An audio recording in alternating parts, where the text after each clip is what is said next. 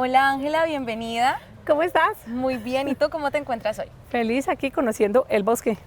¿Y qué tal te ha parecido? No, pues que no puedo ver la hora de sentarme con un libro. Está muy lindo el clima ahorita, muy agradable, muy venteado. Listo, muchísimas gracias por hacer parte de esta entrevista. Entonces quería empezar preguntándote, cuéntanos un poquito del periodismo científico y por qué optar por este periodismo. Claro.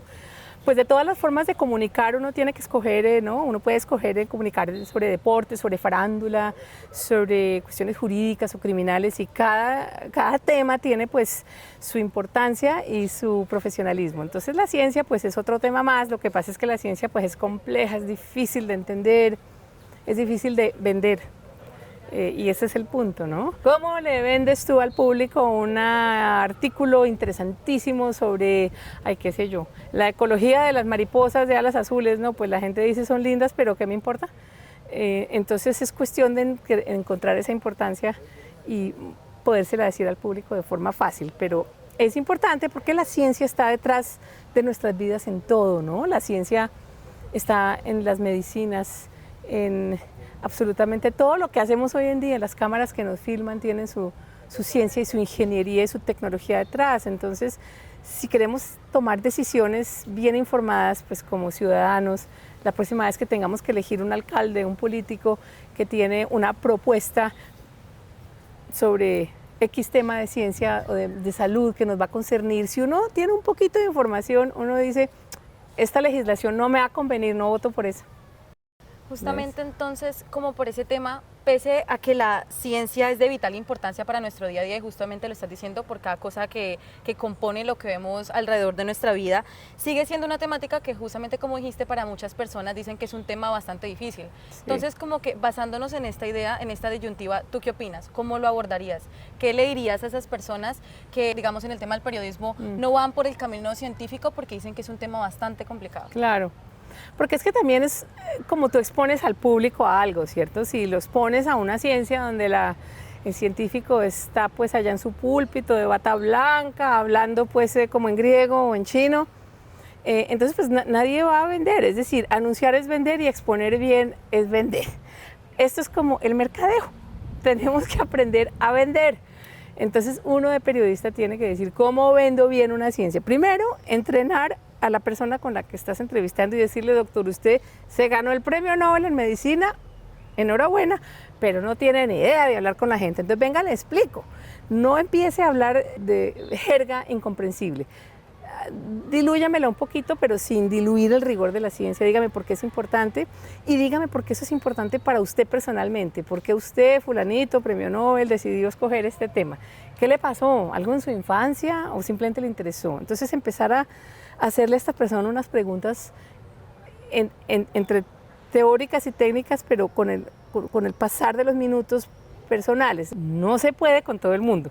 Hay expertos que les cae gordísimo que les hagan preguntas personales y en una entrevista claramente tú no puedes hacer eso cuando estás en una entrevista noticiosa.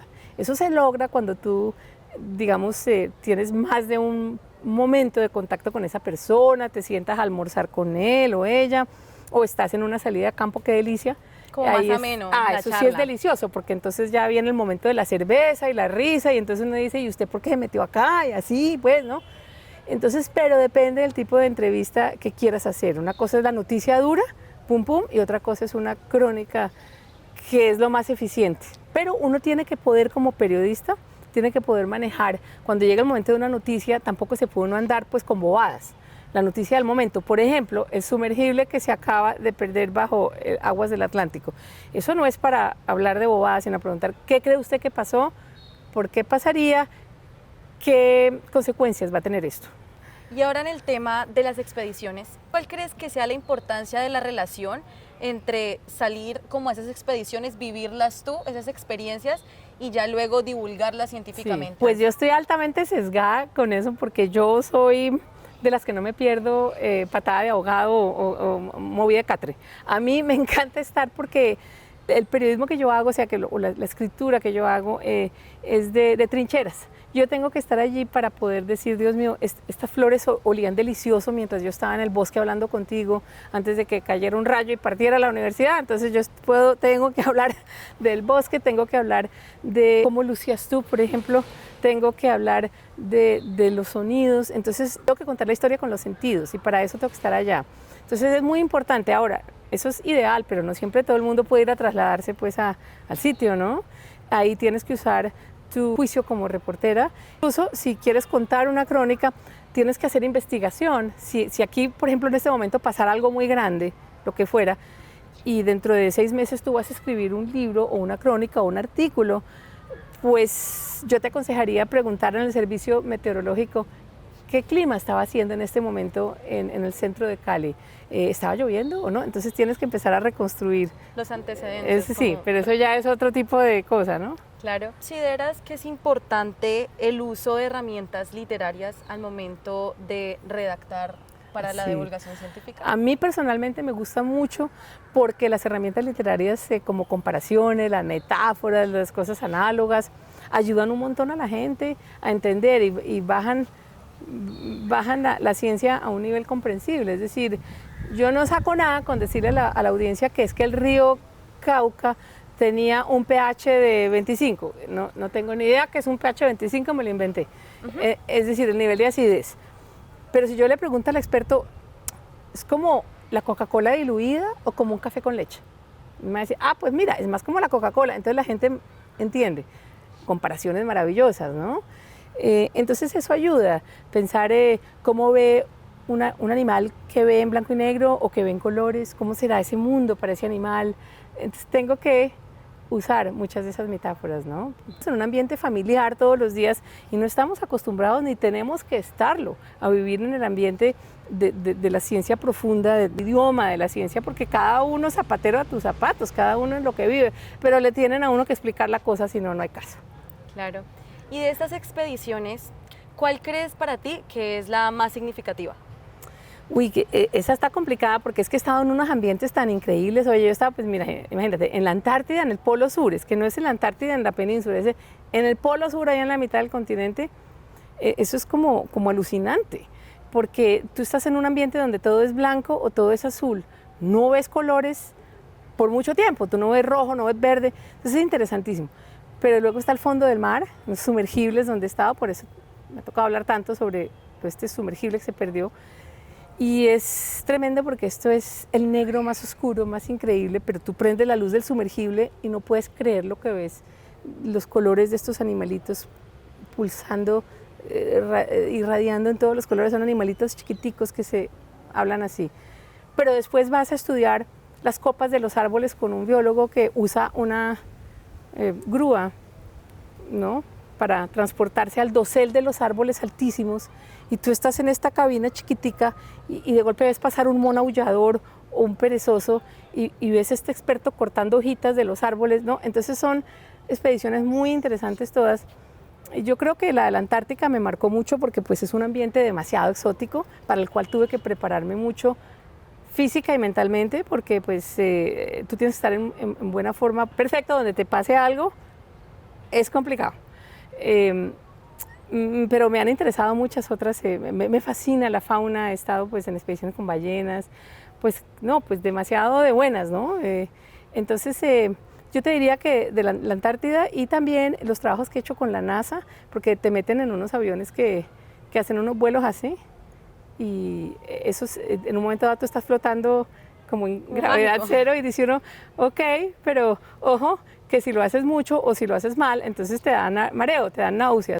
Y cuéntanos, desde tu experiencia como periodista científica, ¿cómo ha sido el recorrido profesional desde la colección de novelas, justamente Los Aventureros de la Ciencia, hasta las mismas expediciones de la fosa de Atacama, recorrer el Polo Sur, lo que acabas de decir de la Antártida, entre otros que has estado?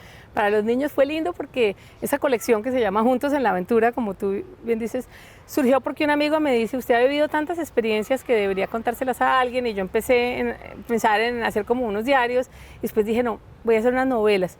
Y hay unas novelas que me inspiraron mucho, que yo creo que la gente de mi edad se acuerda, se llama El Club de los Cinco. Eran 4 muchachitos y un perro. Y entonces de una escritora inglesa que se llamaba Enid Blyton, o Blyton. Y entonces yo dije, esta es la edad perfecta, entonces creé mis propias novelas, que son La tía Abigail, o sea yo, con 4 sobrinos, que vienen aventuras detectivescas, pero todo está relacionado con la ciencia. Entonces la tía, que es la periodista científica, lleva a los muchachitos al buque de exploración, al no sé qué, y siempre pasa algo. Y entonces pues he usado todas las experiencias mías como reportera. Dije, bueno, en esta aventura vamos a hablar de ADN, los detectives del ADN, o en esta otra que fue increíble, la última que saqué hace unos 4 o 5 años, no, sí más, fue sobre un virus. Entonces yo escribí una novela que se llamó El enemigo invisible antes de que existiera el coronavirus. Y fue impresionante porque fue como si hubiera sido yo una pitoniza, porque yo empecé a hablar con los expertos y les decía a los virólogos, ¿cuál es la pesadilla que usted le quita el sueño? Me dijo que venga un virus para el cual la humanidad no tenga inmunidad y que paralice el mundo. Mejor dicho, me describieron el coronavirus, ¿no? Claro, en mi novela Un enemigo invisible pues es un virus mucho más letal. Sin embargo, es como una réplica del coronavirus. Yo decía, no, qué cosa tan impresionante, es como si yo hubiera viajado al futuro y vuelto, pero bueno, eso fue impresionante. Entonces sí, ahí uso mi conocimiento o mis experiencias para volver las novelas. Entonces he hecho como 8 y se leen en colegios en Colombia como material complementario, los publica Planeta Lector. Entonces pues eso. En el tema, el periodismo científico, ¿cómo es en América Latina? ¿O podemos centrarnos en Colombia? Sí, pues mira, en los dos estamos mucho mejor de lo que estuvimos en un momento dado de periodismo científico. En América Latina, en Colombia, cada vez hay más y muy buenos periodistas. Todavía nos falta muchísimo, pero es que uno siempre quiere más. No somos muchos, pues yo vivo en el exterior, pero los que están aquí, de hecho existe una asociación colombiana de periodismo científico que hace poquito logró organizar y llevar a cabo un evento muy lindo en Medellín, y fue reunir a los miembros de la Federación Mundial de Periodismo Científico. Imagínate, colegas de todo el mundo. No sé cuántos llegaron, como 500 personas allá al Orquidiorama en Medellín. Entonces eran periodistas científicos, por decirte, del África, de Canadá, de Brasil, y allí pasó algo. Y entonces lo que se hace es que cada 2 años esta asociación se reúne, ¿cierto? Pero nunca se había hecho en lo que llaman el sur global, o sea, de América Latina para abajo, de África para abajo. Y entonces fue lindo porque se armó una discusión muy linda de temas que conciernen científica y ambientalmente a Latinoamérica, temas de indigenismo, de justicia social, pero todo relacionado con el medio ambiente y la ciencia. Entonces fue muy importante y eso fortaleció las redes de periodistas de ciencia en América Latina, y hay un grupo de WhatsApp de gente que es del Brasil, de Chile, y entonces se ayudan, de Argentina, de Venezuela. Mira, que quién conoce un profesor que sepa de la selva, no sé qué, yo lo conozco, fíjate lo lindo. Se apoyan. Entonces esta Asociación Colombiana de Periodismo Científico pues ha hecho esa labor y ha ayudado, y qué maravilla, porque espero que gracias a ellos y gracias a otros periodistas que están independientes pero que siguen haciendo maravillas en periodismo aquí en Colombia, se siga fortaleciendo, pero sí necesitamos mucho entrenamiento y sobre todo necesitamos este matrimonio, fortalecer el matrimonio que no existe mucho entre los científicos y los periodistas, que se entiendan los dos mundos, porque tú vas a entrevistar a un científico y él se desespera y se asusta de que tú vayas a malinterpretar su investigación porque no la entiendes, o porque no te atreves a hacer la pregunta, o porque no entendiste, y el periodista se aterra porque este señor no explica. Entonces necesitamos que los dos como que entiendan sus mundos y entiendan que no somos tan distintos, que ambos grupos estamos queriendo llegar a la verdad. Se pueden complementar. Claro, la verdad de la naturaleza. El científico quiere entender la naturaleza y el periodista quiere entender la naturaleza humana y contar, porque es importante para el científico entender la naturaleza. Entonces eso nos hace mucha falta, y en universidades aquí como la Santiago de Cali sería lindo poder empezar a crear ese matrimonio entre los investigadores y la gente de comunicaciones de la universidad, sin ir más lejos. Claro. En los proyectos que ya has realizado, llamémoslo expediciones o artículos, ¿crees que entonces en todos está inmerso el periodismo científico? Sí, mis reportajes son todos de ciencia. Eso sí, mejor dicho, tengo ese sesgo que si tú me mandas a hacer un reportaje de, qué sé yo, de cubrir las cortes, yo me corto las venas y va sangrando de aquí a allá. Yo tengo que, y eso me hizo sufrir cuando estaba en el periódico, porque a veces a uno lo ponían a hacer otras cosas y yo regañaba y no quería a regañadientes, pero sí, todo lo que yo hago es con temas de ciencia y medio ambiente, exploración, tecnología, pero todo eso está metido en la ciencia. La tecnología de la exploración está llena de ingeniería, de robótica, de cómo funcionan las antenas de comunicaciones de la nave espacial o lo que fuera, ¿no? Entonces, sí, todo eso sirve a la hora de entender por qué se perdió el submarino, por decirte. Claro, justamente, y es tiempo después que suceden como este tipo de cosas y uno desea conocer parte de la verdad de lo que puede pasar, como el ejemplo del submarino. Sí, eso como esas fue... cosas que uno piensa, bueno, uno en un millón puede suceder, pero justamente pasó. Claro, como el virus, que la gente no consideraba que un día fuéramos a levantarnos y decir, mira, hay un virus, tenemos que cerrar todo. Claro. Y nos aislamos de las demás personas que, pues aparte que somos seres sociales y es bastante complicado mantenernos lejos los unos de los otros, pero justamente sucedió. Entonces me imagino que para ti ahí parte de la ciencia y del periodismo está inmerso. Y total, ¿no? Y lo que ahora que mencionas el virus fue muy interesante porque tanto los científicos como los periodistas fuimos aprendiendo al mismo tiempo del virus. Era lindo porque ellos aprendían, descubrimos que el virus se reproduce así, y ellos mismos corrían a la conferencia de prensa y uno aprendía al mismo tiempo. Y fue lindo para los periodistas de ciencia porque el mundo, las salas de redacción, la gente que da becas se dio cuenta de la importancia de apoyar el periodismo científico en los medios de comunicación. Entonces dieron plata, aumentaron un poquitico por un momento. Yo no sé si ahora eso sigue porque volvieron a achicar las salas de redacción, pero pues por un momento dado se vio la necesidad de tener a uno o dos periodistas de ciencia al lado de otros periodistas de economía, de deportes. Es que es como obvio, ¿no? Porque tenemos muchos temas de ciencia y entonces eso hay que seguirlo apoyando. No. Todavía hay muchos medios, de hecho, no sé, en Colombia, en Estados Unidos, están cerrando medios de comunicación, periódicos, revistas, porque el periodismo está en una transición muy grande de plataforma. Entonces, mientras tanto, pues se han perdido trabajos de colegas, no te puedo decir cuántos, montones de colegas han perdido su trabajo. Pero entonces hay que inventar nuevas formas. Sí, mucha gente, pues, las redes sociales, el TikTok, todo esto, pero se necesita la forma de ir más profundo, ¿no? Siempre se necesitará el contenido y siempre habrá consumidores de ese contenido. ¿Cómo nos adaptamos a esta transición? Es complicado porque mientras tanto, pues hay momentos difíciles, duros. Sí, quedamos en stand-by. No, ¿qué? Quieta un poco. Socorro. Claro. Y finalmente, cuéntanos por qué elegiste tú el periodismo científico. Yo elegí el periodismo científico porque siempre digo lo mismo. Yo tenía la idea de estudiar biología marina. Me gustaba mucho, pero pues después como que no vi la posibilidad. Eso fue ya hace mucho tiempo. Eso fue, pues imagínate, yo me gradué de Gimnasia de Colombia, de mi colegio. Me gradué en el 77. Entonces, en ese momento, pues, estaba la Universidad Tadeo Lozano en Bogotá para estudiar biología marina, pero como que yo no veía cómo.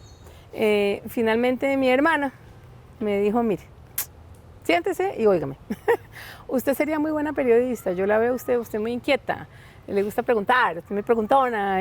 Entonces, a mí no se me ha ocurrido, me dijo, estudie periodismo y escribe sobre lo que a usted le gusta. Y ahí me prendió la luz.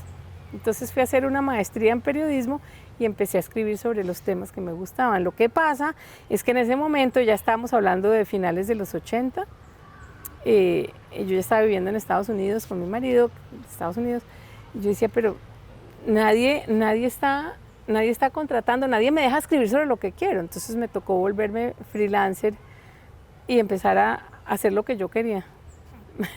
Y escribir. Lo que te apasiona. Entonces, claro, entonces tienes toda la libertad, pero no sabes el cheque de agosto de dónde va a venir. Pero eventualmente encaja si tienes muchas ideas y muchas formas de contar, ¿no? Pero hay medios donde puedes hacer eso muy bien y pues no, es cuestión de ser muy creativo. Claro.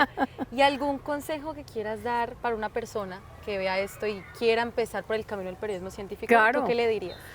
Le diría que trate de estudiar periodismo científico porque, y que obviamente tiene que ser periodismo, pero ya afortunadamente para él o ella hay facultades aquí en Colombia donde se pueden hacer maestrías en periodismo científico, incluyendo la Javeriana, creo que la Nacional también.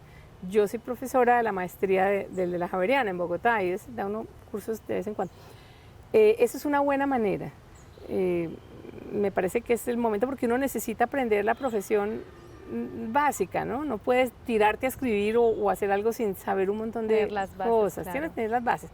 Luego tienes que buscar temas que te interesan y empezar a disparar por todos lados, a ver quién te lo compra o a ver, este medio me interesa o vamos a hacer prácticas en este otro medio. Y si hablas inglés, que debería todo periodista hablar inglés, entonces puedes empezar a vender artículos de ciencia que se hace en Colombia a medios extranjeros, porque los medios extranjeros están muy interesados en la biodiversidad colombiana ahora más que nunca. Entonces ahí hay una fuente muy buena de salida.